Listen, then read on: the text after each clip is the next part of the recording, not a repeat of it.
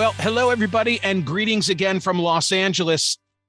Last night was an absolutely remarkable evening for me, and I want to recap the night. I recognize that there are, we hope, exponentially more folks listening to me right now than could possibly have been joining me last night in Los Angeles, but I've spoken so much about the privilege of what last night represented that I feel obliged not only to give TC and Dan a recap, but of course, all of you. I guess I would begin this way. I do a lot of public speaking. I've done public speaking for the last several years all across the country. It's been truly a pleasure for me to go on the road and in small theater settings, usually to meet so many POTUS listeners. But last night was like nothing I'd ever done before. To speak in a presidential library, much less the most spectacular presidential library. I have visited many of them, but to visit the Ronald Reagan Library, not as a tourist, not as a journalist, which I've done several times in the past, but to be an invited speaker was really a thrill for me. The only downside of the evening is that during the Q&A, I got a little excited and I told a tale out of school that I regret having done, truly regret having shared a tale out of school. But we'll come to that. We'll come to that. So I was at the Reagan Library in Simi Valley, which is north of Los Angeles, about an hour's drive north. I'd been invited by John Highbush. He's the executive director. I had met John Highbush during one of the presidential debates that I was covering for CNN. And POTUS listeners might remember that during the course of that visit, the Situation Room had just been delivered to the Reagan Library. And I mean, literally, the Situation Room from the White House, I believe on Bush 41's watch, was dismantled, offered to the Bush Library. They couldn't make use of it. The Reagan Library said, yeah, we want it. And they reconstructed it. And John Highbush gave me a back of the house tour before it was even open to the public. That I remember. It was the most amazing setting and best organized event that I've ever done. Kudos to Melissa Giller, who's the chief marketing officer, for putting it all together and for the flawless execution. I mean, truly, like, this was a speech that was advanced. It's really like it was the speech. I'm not putting myself in this league. Please don't misunderstand. But the level of preparation that went into it and the TikTok and the line by line was as if it was a presidential or vice presidential speech. And by the way, it was recorded. So I'm looking forward to releasing at least portions of it. Here's an indication of how cool last night was. My green room was a replica Oval Office. And you may have seen in the I thought that was part of the actual museum. That was your green room? That was my green room. And they said, why don't you sit at the desk? They wanted me to sign book plates because they'd run out of books. Oh my goodness. And I said, yeah, this is great. So, I mean, like there I am. One picture after the other. The Reagan replica desk, which was just extraordinary. It's amazing. Wow. And then before I spoke, because they brought me in a back door and they had people who were assembling in the Air Force One hangar. Of course, I'm going to tell you about that. But I said, Melissa, do I have time to go pay my respects? And she said, sure. And so we walked this circuitous route so as not to kind of go through the crowd. And now I'm out on the western edge, which is where President and Mrs. Reagan are buried. And I think that POTUS listeners will remember very famously the masterful way that burial for President Reagan was executed by his former advance men and women, meaning that the services began in the east in Washington, and then he was laid to rest at precisely the moment that the sun was setting in California, and he was buried facing west, just like he was inaugurated facing west, which up until that time had not been the norm. Normally, you would have been sworn in on the eastern side of the Capitol facing the Supreme Court of the United States. A funny thing, and TC, you'll get a kick out of this because we've had this conversation about my speeches in the past. If you are able to go for free, there's always a no-show factor because people don't have skin in the game. And I know I told the story here on POTUS recently of our prior radio association where the call letters were $12.10. And at a certain point when I was doing book club events, the fee would be $12.10. Not enough money to set anybody back, but enough money to say, yeah, I guess I will go. Because after all, I paid $25 for 2 tickets. So there were 500 people who'd registered for last night. And Melissa said to me when I was in the green room, she said to me, I told you we normally get, like a 50% knockoff of people who don't show up. I said, yeah, that's cool. I'm happy to be here. She said, but we keep setting up more chairs because we set the room for 3 and then we went to 350 and then we went to 4. Wow. And now we've tapped out. So I have these to say, POTUS Michael, people. Yeah. Yep. So many times when we've gone out on the road, you've said, my listeners, they're early, they behave, and they show up. And that must be the way it is. Oh, that's they so did great. Last night. Pardon me while I drink some carrot juice. I'm in California. Oh, boy, you have gone California. My goodness. So you feel healthy? Now it's time to go. And of course, the speech is called for at 6:00. So at 6:00, they are ready to roll. There's a voice of God introduction into the room. And then I walk in with John Highbush. This is the first time that I've seen the room. I am right underneath the suspended Air Force One. My back is to a glass wall looking into the mountains of Southern California. And there is a presidential podium set up with American flags and every seat is packed. I walk down the aisle. They put me in the front row. I had invited my friend of 30 years, Maureen Faulkner, the widow of police officer Danny Faulkner. So I'm seated next to Maureen and I'm seated next to Paul. Please look at the photographs that are in my social media. And of course, they had a professional photographer taking them. I've never seen images like that. And somehow they were able to capture the plane, the setting, half the audience, and me on the stage. It is unbelievable, just remarkable. Yeah, that picture, Michael, is one of the most remarkable pictures I've ever seen. And paired with the close-up of you at the podium with the flags behind you is kind of amazing. So the 2 pictures together, the one from way far back that shows the whole scene, and then the one at you at the presidential podium, I don't think it gets better than that pairing. It was a very, very powerful image, and it must have been a very, very special moment for you because just looking at the photograph was powerful. It was a bit overwhelming. It was a bit overwhelming for me. It really was. To walk up, I was a little bit nervous. I think that my presentation was probably about an 8. I wanted it to be a 10. And I attribute that to some butterflies. The speech that I delivered was titled, "It's Time to Change the Channel."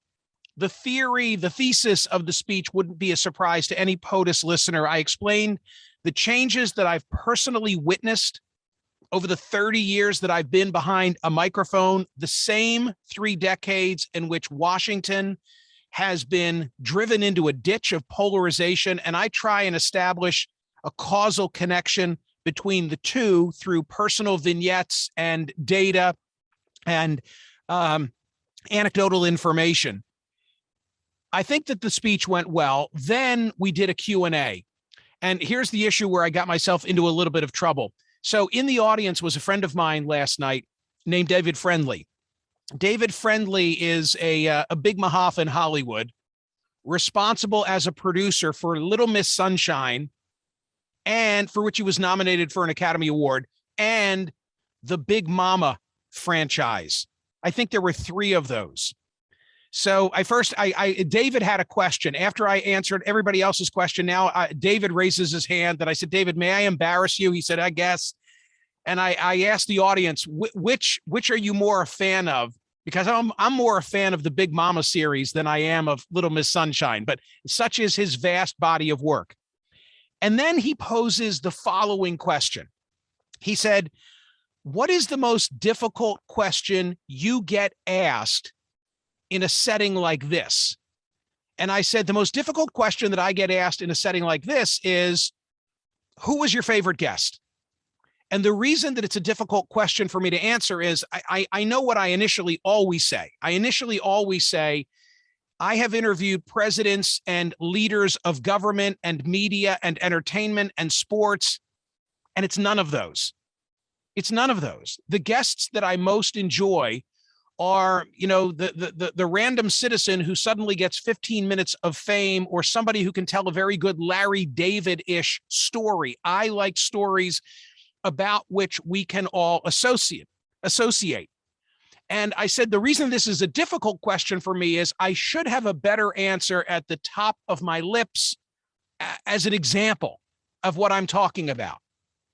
And I said, actually, something is top of mind for me that I will be doing on the radio very soon. And that is the subject of, what do you want grandchildren to call you?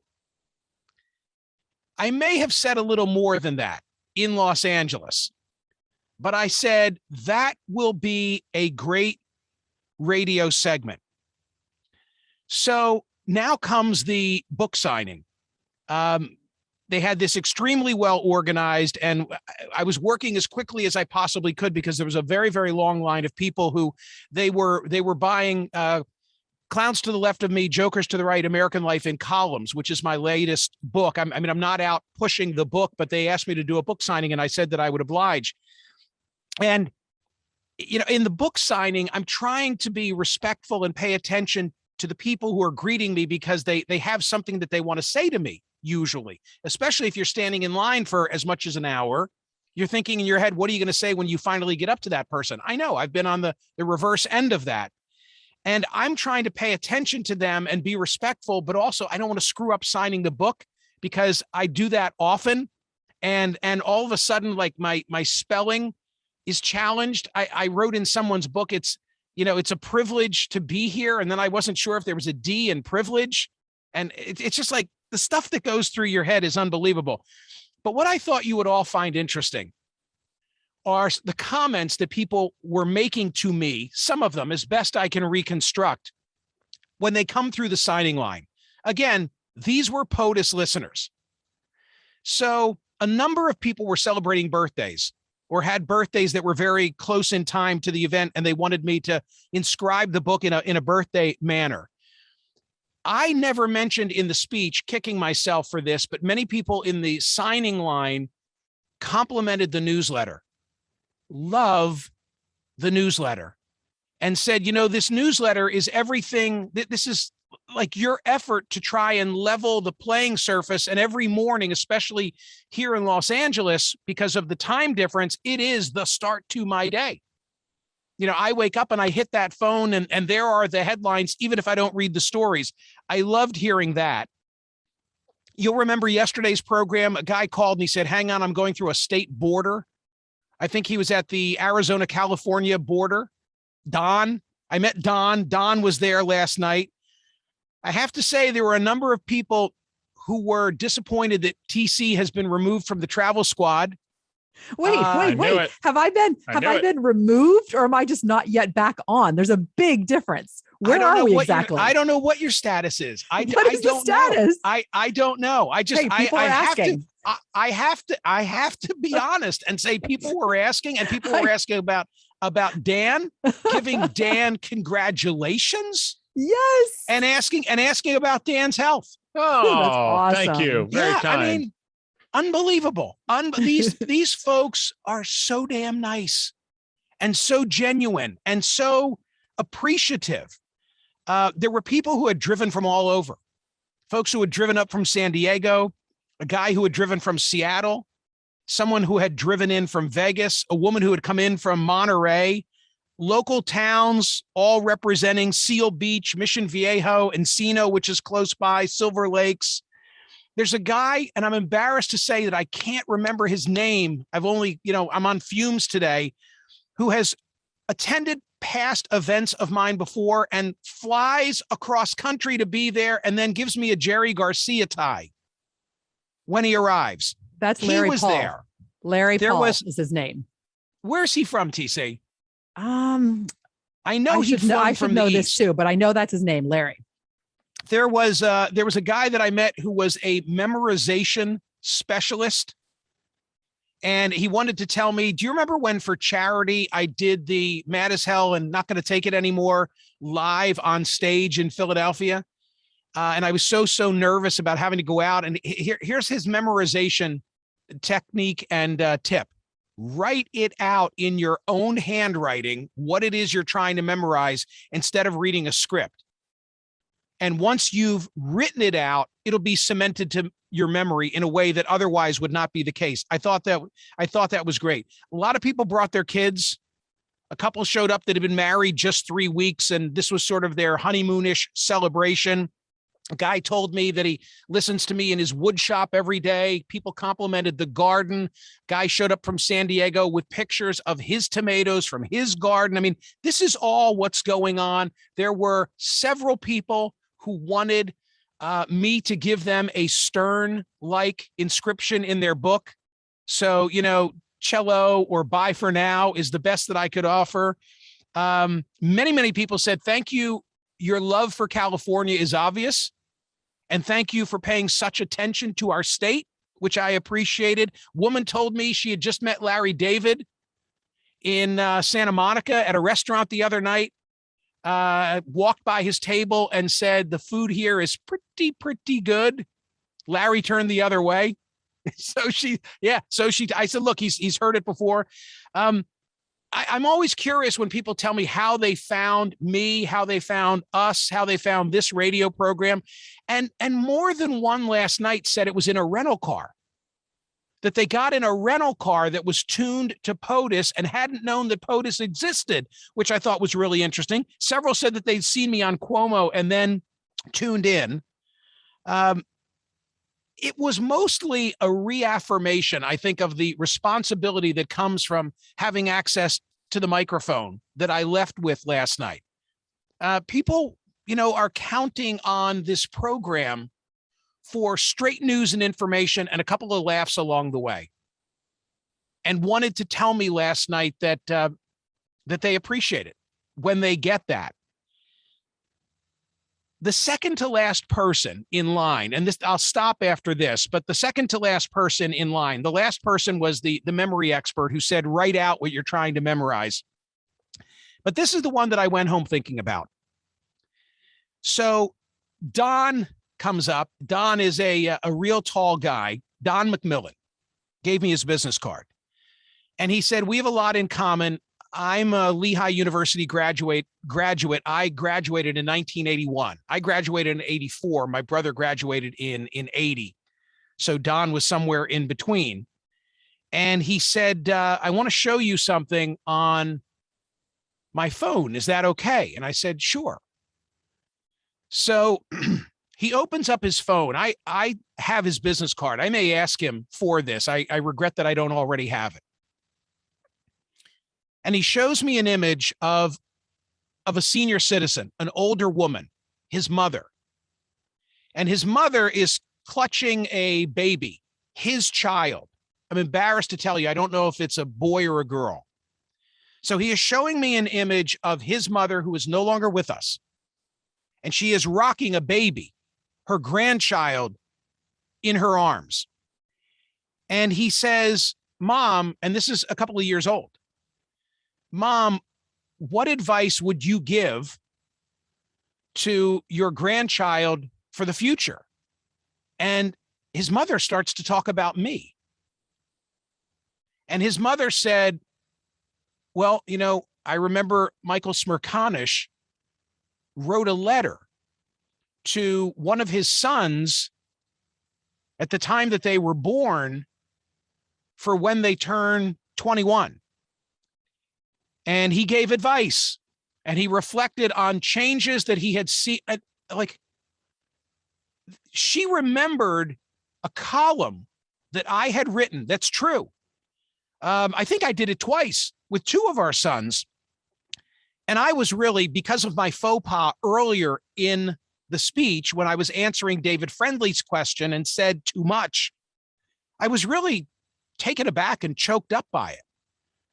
And then I felt obliged to tell him that I don't stand by that column anymore, because I'd gone back. Remember, when I published the book, I had just signed his book. The books that I was signing last night were American Life in Columns, Clowns to the Left of Me, Jokers to the Right, which was a collection of 100 columns from 1,047 that I had authored. And I had gone back and read all of those columns in deciding what columns I would put in the book. And many times I would publish a column in the book because I wanted to set the record straight.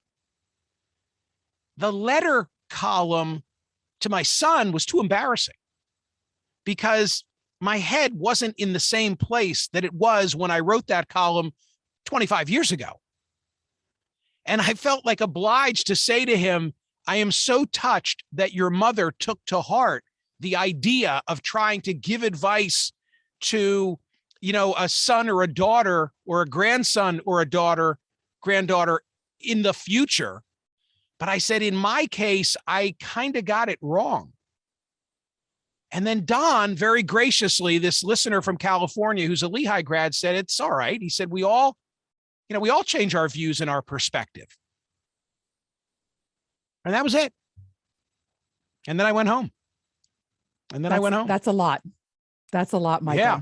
Wow. I went home thinking about, his mother rocking that baby, bringing me up out of the blue. It's not like she was prompted. And she's relying on the advice. And I'm thinking, but that's not my advice. It was a lot. It was just a lot. So that is my report from Los Angeles. It is time to go home. It's time to go home.